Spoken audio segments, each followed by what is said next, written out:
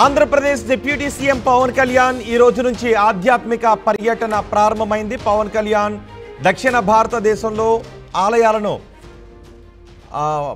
ఆయన సందర్శిస్తున్న దృశ్యాలు మీరు ఆర్టీవీ స్క్రీన్ పైన చూస్తున్నారు. ఈ రోజు నుంచే పవన్ కళ్యాణ్ ఆధ్యాత్మిక పర్యటన మొదలైంది.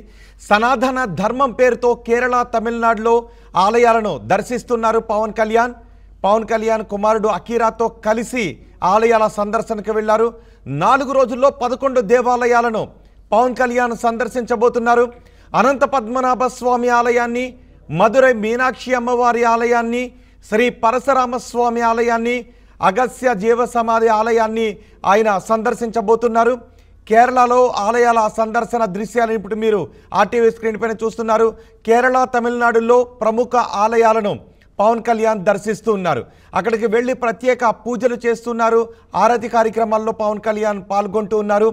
దేవాలయాల పరిరక్షణ, సనాతన ధర్మ పరిరక్షణలో భాగంగా ఆయన కేరళ, తమిళనాడులో 4 రోజుల పాటు పవన్ కళ్యాణ్ పర్యటన కొనసాగుతుంది.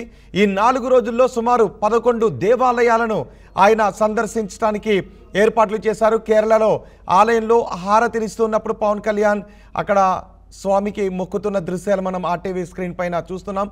11 ప్రముఖ దేవాలయాలను ఆయన సనాతన ధర్మ పరిరక్షణ యాత్రలో భాగంగా పాల్గొంటున్నారు.